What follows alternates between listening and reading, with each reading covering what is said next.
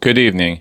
My name is Ross Nova, and today I'll talk to you about Alex's shooting that happened early this morning around 9 o'clock or so. There were about five agents involved, but we have to look at mainly two agents that were involved in this shooting that resulted in Alex's death.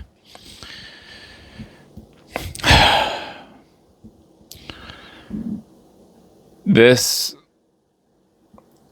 is one of the it's probably one of the messiest things I've seen ever when it comes to shooting. It was not clean, it was just messy. That's probably the best way I can describe this according to all the video I've seen, the sound I heard, the timing, just everything was just messy. And you have to understand, the moment the border agents approached Alex to the incident where he was shot, all that took like within a minute. That's how fast things can change. Literally within a minute. Alex is fine, walking. Next thing you know, he is dead. Shot dead.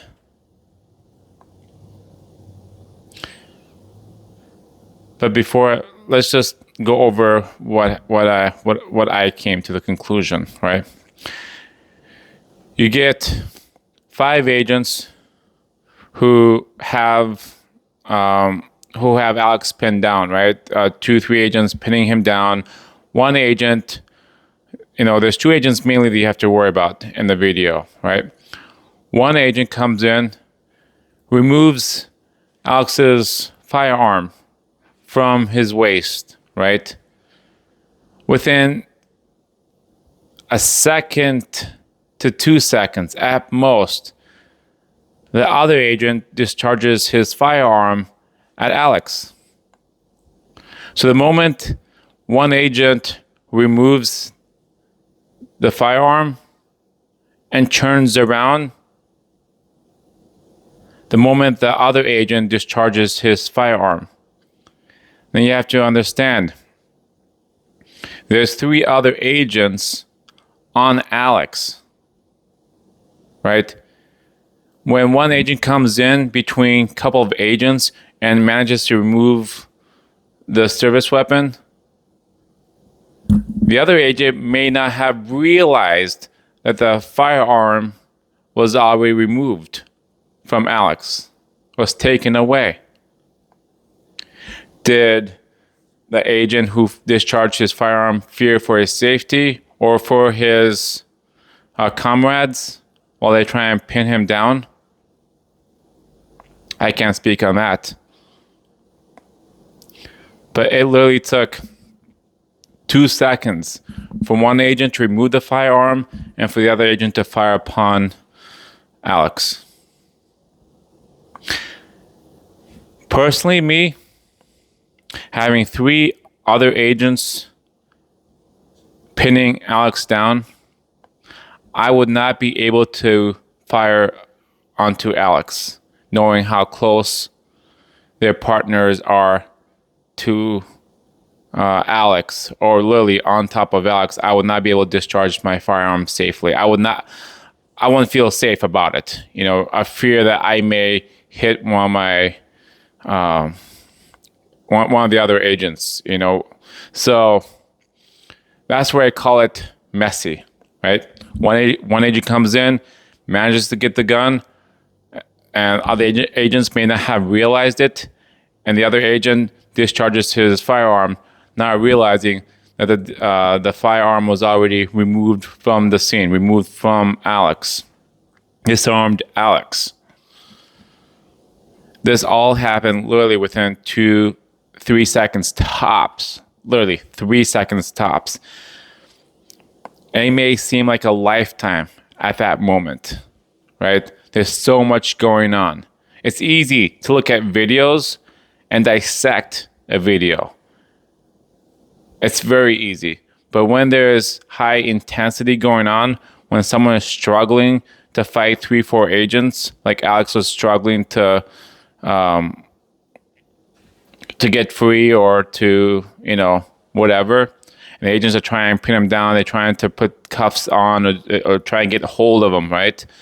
And they find out that he has a firearm on him, it gets hot very, very quickly, So that's what the prosecutors, that's what the courts, the investigators, all those people will have to look. Was this shooting justified? All happened literally within 3 seconds or so. It happened very, very quick, very, very fast. Questions had to be asked. Did the agent realize that Alex was disarmed by another agent prior of him shooting Alex?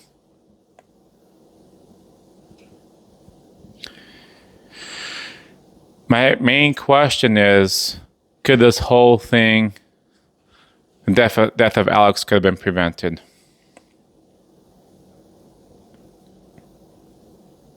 Could Renee's death could have been prevented as well? These are very simple questions we often ask or should be asking of ourselves. What can we do to prevent from this horrible incident happen? And since the beginning, I've been saying 30 feet. If you keep 30 feet from the agents, there should be no issues whatsoever. It could prevent probably most of the shootings. I think it could have prevented both Renee's shooting and Alex's shooting, the death, easily.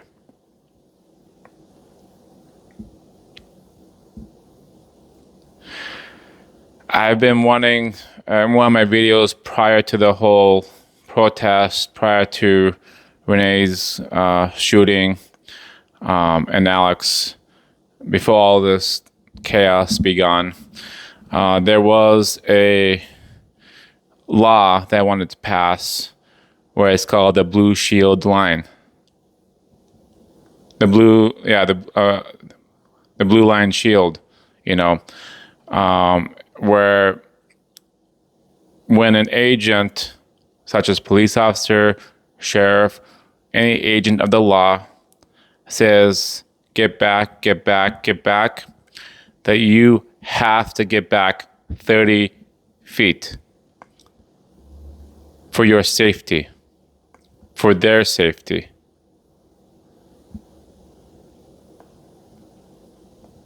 I've been wanting something like that to pass. It's something I'm very passionate because it gives protection towards law enforcement and gives protection towards civilians. The blue shield, the blue line shield, this is what I called it, I think. In other words, if they enact that blue shield line, that you have to get back 30 feet or else you would get arrested.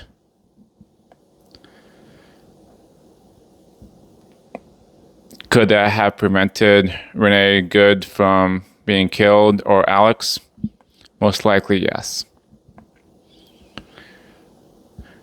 Should we have something like this? The 30-foot rule? No. I think common sense is when an officer of the law of any type, from federal to sheriffs to police officers, you should never, ever get in the way of them doing their investigation, or if they're going after a certain criminal, you should never get in the way. That's called impeding. It's as simple as that. I don't know where this whole thing started, honestly, where people go up to officers with their phones, stopping federal agents from getting to the criminals.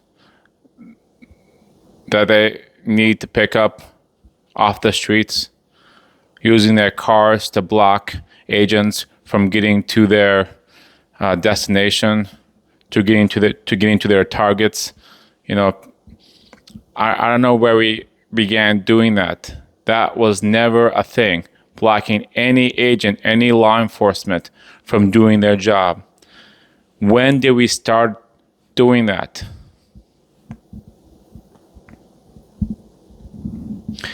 I hope everyone takes a good look at themselves in the mirror and asks themselves next time they go protest, is it safe for me to get close to a federal agent who's conducting federal business, especially if they're fully armed and they're after dangerous criminals, whether it's federal agents or police officers or sheriffs, anybody has a gun that are enforcing laws.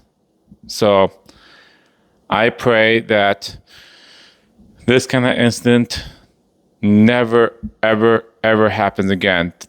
Whatever happens to that federal agent who, the border agent who discharged his firearm, whatever happens to him, whether he gets prosecuted or not or whatever, I hope that we all think twice. Because this happened twice now, right? With Renee Good and Alex. This happened twice. We can't have a third time. So please think twice.